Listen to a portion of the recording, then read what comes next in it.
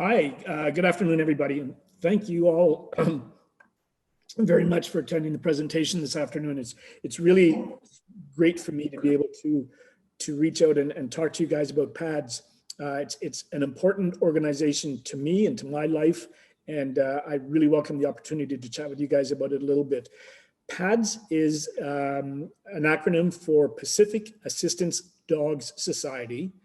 And we, for the last 25, almost 30 years now, have been charged with raising and training assistance dogs. And these are dogs that will work with clients after their training period, clients with just about any physical disability. A lot of our clients are people in wheelchairs. They are quadriplegics and paraplegics. A lot of them are people that have other mobility issues.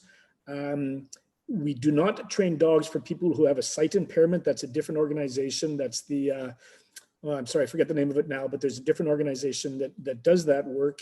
And we also recently have started raising and training dogs for first responders who are dealing with PTSD issues.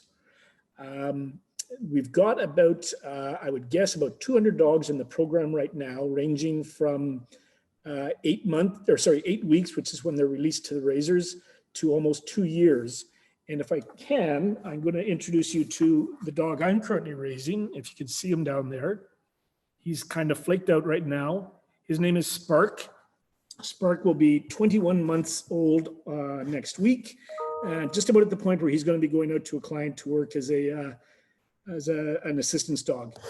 I am personally, I've been volunteering with PADS for about 2.5, maybe 3 years now. In the language that we use within PADS, I am what I call 2 dogs old. Spark, who's with me now, is the second dog that I've raised. As I mentioned, he's 21 months, so he will typically be with me from about 8 weeks till he's about 2 years old. Then he goes back to school for another 6 months full time. And after that 6-month period, assuming that he passes the very rigorous tests that they have, then he will be eligible to be working with a client or working as an accredited facility dog. So I'm going to take you through a very brief slideshow that we've put together. It tells a little bit about the program. It talks a little bit about the dogs that we have. I'm happy to take your questions at the end, or if it's something that directly relates to something that I've just been talking about, please feel free to jump in and we'll just make this a conversation. So you can see some of our star dogs in the video that you've gotten, for the slideshow you've got in front of you right now. Most of them, if you look really closely, you can see they're wearing a yellow vest. So if you look at the black dog in the middle, you can just see a little bit of yellow on his back. The yellow vest is an indication that the dogs are in training, and that's the work that I do. So I work with the dogs as a raiser for the first 2 years, teach them some basic manners, teach them some very general cues, and basically get them to the point where they're able to go back and work with clients in about 2 years. If you look at the black dog that is second from the left, you'll see that he's wearing a blue vest. So the blue vest means that he has passed the accredited dog exams and is now actually working as a service dog. The vests are really important to us because the vests are what give the dogs what we call public access. So all of the dogs in our program basically have the right to go anywhere that I'm allowed to go. And as a very good example, I was fortunate enough to get my Pfizer vaccine this morning. And when I went down to the clinic, Spark came with me. He was a big hit. The nurses loved him. The other patients loved him. And that's exactly the sort of work that they're supposed to be doing when they're in a working environment. Matthew, can you move the slide forward? So this just gives you a little bit of an indication of the dogs that we train. Most of our dogs are either working as mobility dogs. So as I mentioned, people with mobility issues, people who are in wheelchairs, people who have difficulty getting around, and also people who are dealing with PTSD. And at this point, our PTSD dogs are strictly for veterans and first responders. And that's simply because there's such a high demand for these dogs. We receive some special funding that would allow us to provide dogs to those individuals. We also train dogs for people who have hearing impairments, and those dogs have some very special skills. And basically, Those are dogs that will alert you if your phone was ringing, if your doorbell was ringing, if a fire alarm went off, if you're about to cross street into a busy traffic, they would be able to do the hearing on your behalf and alert you to those things that are going on. A lot of our dogs also end up in what we call the accredited facility dog program. So the service dog requirements are very strict. They're very rigorous. And quite frankly, not all of our dogs are able to do it. Or as we say it, not all of our dogs are cut out to be service dogs. The second program we have is what's called accredited facility dogs. Those are dogs that get placed into a community setting. They're still working with the public, and they're still working with people who take care of them, but they're in a different environment. So for example, in my puppy class 2 days ago, I met a dog that had spent the last 6 years working as a dog in a courtroom environment. So the person who was taking care of this dog was a social worker. She mostly worked with children. Children have to testify in court in some very difficult, trying circumstances, and having a facility dog there with them, just sitting at their feet, being very quiet while the child is giving testimony in court, is incredibly is huge assistance to the people that are giving testimony.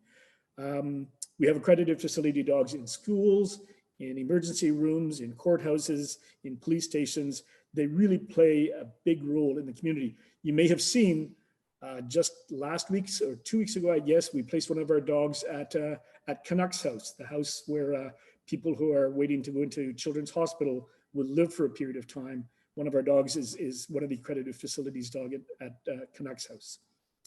Next slide, please, Matthew. There again, some of our great dogs.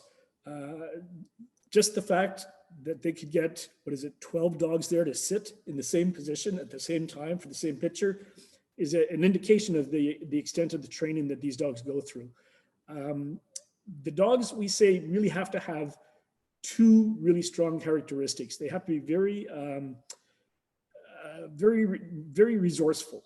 So the way I like to explain it is, if we have a client who's in a wheelchair and the client drops their keys in the snow, some dogs would maybe go and try to retrieve the keys for them, but after a few minutes they'd give up.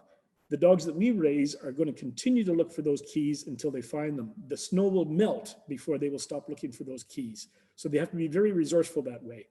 And they also have to be very resilient. We don't want a dog that's going to be too skittish. We don't want a dog that's going to hide under the sofa every time there's a siren goes by the apartment, or that's going to be distressed if they hear a fire alarm. The advantage I have in raising the dogs that I've been with, including Spark, is that I live right downtown in Vancouver. So Spark was brought up in an environment that included sirens, jackhammers, construction, police cars, street people. It's a full-on public environment, and he's able to put up with it without any hesitation at all. He doesn't even blink when a police car or an ambulance goes by.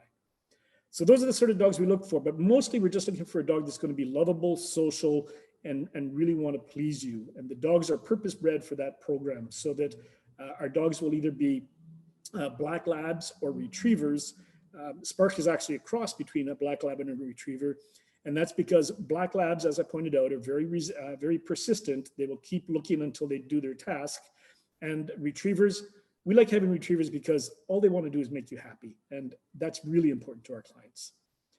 Thank you, Matthew. The next slide, please. This is some information. This actually, I think it's about 2 years old now, because I remember making a presentation and losing this exact same slide about 2 years ago, but it hasn't changed that much. We did not slow down significantly as a result of the COVID pandemic. The only difference that I've experienced is that all of my classes are now online on a Zoom call instead of showing up in person at the PADS facility. So as of 2018, so about 2 years ago, we had approximately 90 what we call client and dog teams. So those are dogs that have been placed with a client as a service dog. Typically, they'll be with that client for anywhere between 8 and 10 years. When the dogs are about 10 or 12 years old, we start looking at them for the purpose of putting them into retirement. It's a working dog life. It's not necessarily an easy life, and sometimes it can be a little bit tough on the dogs. And so 10 years is about as long as we like to keep them in the program. We had a staff of about 28 people. Those are full-time and part-time. More importantly, we had about 800 volunteers in the program. And PADS really is all about the volunteers. We have volunteers that do what I do, which is dog raising. We have a huge contingent of what we call dog sitters. And so when I need a weekend off, or when I want to go away and not have the dog with me, I can just put out an ad and I would get a dog sitter who will be able to take the dog for a few days, and they're quite happy to do that. The number of dogs in the program has increased pretty significantly over the past number of years. This one indicates there was 91 dogs in the program in 2018. I know for a fact that we have well in excess of that right now. Dogs in training is probably closer to 150, 175 dogs. As you can imagine, that's not an inexpensive venture. The dogs eat. Spark, sometimes that seems like that's all he does is eat. They have medical expenses, they have vet expenses, and PADS as an organization is almost entirely funded from donations and grants and from our donors. We don't get government money, we don't get any sort of regular income from the provincial or federal governments. It's really, we're reliant on our donors and sponsors for funding the programs that we have. And again, you can see the number of litters and how it's increased over the last while. We breed all of our own dogs for the program. So in 2016, we had 13 litters. 2018, we had 16 litters. 2021, I can tell you that we've probably had 5 or 7 litters already this year. And in fact, I met 2 of the puppies at my class on Tuesday that were probably about 3 hours old when they were introduced to us. So it's pretty exciting seeing them when they're at that point. We do have a relatively successful fundraising program. You can see from the sustainable program information there. But a lot of that is because of the generosity of our donors and sponsors, and the program itself is being set up so that we have a sustainable fund, and we also have a capital fund because we're looking to expand and improve on the facilities that we use right now for the dog training programs that we have. Before I go on, was there any questions, or anybody would like to jump in and ask me anything about the program? If not, we'll go on to the next slide here. This is starting to get a little bit technical, but basically what it talks about is sort of the period of time that we have the dogs. So I've got Spark now for almost 17 months, I guess. He'll be with me for about 2 years, maybe 2 years and 2 months before he gets placed with a client. His day is, he gets me up about 7:15, 7:30 in the morning. You can pretty much set your alarm by Spark. He knows when he wants to get up, and he kind of rustles around in his kennel for a while, and that gets me up. We go for a walk, we do some toileting, we do a little bit of training first thing in the morning. We come back, I have my coffee, and he has his morning nap. The afternoon is pretty much the same. We go for a nice long walk. Socializing with other dogs, socializing in the public is really important for him. We do go to classes every week. As I mentioned, we've been doing those on Zoom. That's actually been kind of a silver lining to this pandemic, because as a result of doing it on Zoom, the classes are recorded, and as a result of them being recorded, you can always go back and review the class information again for the various things that you're supposed to be working with on your dog. Most of our dogs are going to know somewhere between 30 and 50 cues by the time they graduate. That will be anything from asking the dog to sit or heel or stay, to get into a car, to push the buttons on an elevator, push the emergency door buttons. They really do learn an exceptional amount of cues. I will often say that that's simply because of the treats that we give them, because at this stage, they won't do anything unless they get a treat, and they get a treat for everything they do. The next slide, please, Matthew. This is, without doubt, my favorite photo that I've come across for PADS. for two reasons. First of all, you can see in the background there are 10 beautiful black puppies, and the beautiful golden retriever sitting in the front is the mom. And it just shows you how strong that black lab gene is in these puppies. The father obviously was a black lab, the mother was a retriever, and there was 10 of them there. That picture was taken when they were all about 6 weeks old. I was actually there the day the picture was taken. And the dog in the very center, number 5 from the left, his name is Breaker, and Breaker was my first dog. I got Breaker about 2 weeks after this picture was taken, spent about a year and a half with him, and it was a real learning environment for both of us. I learned a lot working with him.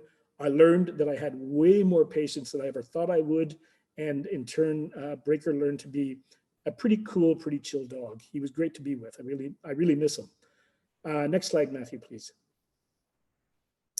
This gives maybe a little bit more detail than we really need to go through right now, but it does indicate that there are different terms associated with the dogs that we raise. So we're talking about the first two categories, the certified assistance dogs, which will either be the accredited facility dogs or the service dogs. We also obviously know that there are other dogs that people have out there that are therapy dogs, emotional support dogs, and dogs that are just pets. And really the big difference between the two of them, just because of legislation, is that the PADS dogs have legal public access. So I bring Spark to restaurants with me on a regular basis. He travels on the bus, travels on the C bus, the SkyTrain. We go to the shopping mall. Anywhere where I go, 9 times out of 10, he's going to be with me. Excuse me. Next slide, Matthew. This talks about the funding that we have, and really the message here is we estimate that on average it costs about $35,000 to take a dog from breeding through the whelping program, through the raising and training program to the point where it comes to a client. So it's not an inexpensive proposition, and we are exceptionally lucky to have the fundraising programs that we have and the donors and sponsors that work with us on a regular basis. Matthew, next slide, please. And this is Juliet. Juliet's an ex-RCMP officer, and she was one of the first dogs that, one of the first people that received a PTSD dog. And she is a fantastic spokesperson for PADS. I've met her a number of times. I've met Stark a number of times. And to hear her talk about the change in her life before and after getting Stark just really makes the whole program worthwhile. The work that I do with Spark, with Breaker, with the other dogs that I've been sitting, I'm more than happy to do it when I see the sort of benefit that it gives to people like Juliet. Matthew, one more slide, I think. Yeah, and there's a quote from Juliet right there. I remember reading a story once where she said that basically she felt like she was confined to her apartment before she met Stark. And then she wrote a story to us about her first walk through Stanley Park on her own, no friends, no other people other than Stark, and how it was like a whole new freedom for her. It was really quite fantastic. I think that's it, Matthew, or maybe there's one more slide. No, that's it. So that's the story of PADS. It's a fantastic organization. I got to tell you, it's been pretty tough the last year. It's been tough for you guys. It's been tough for everybody. And there was a lot of times when I thought, boy, I'm really glad I've got Spark to get me out of bed in the morning, to force me outside to go for a walk. He's a great companion, even for me as a raiser. And I know he's going to make a spectacular dog when we get him lined up with a client. I'm going to open the chat here and see if there's any questions that come up that I might be able to answer. And I'm also happy to take any questions that people have. If you have any questions for Kevin, feel free to unmute yourself and ask them, or type them into the chat. We've got a couple minutes left. Yep, I'm happy to take any questions. We started late, so.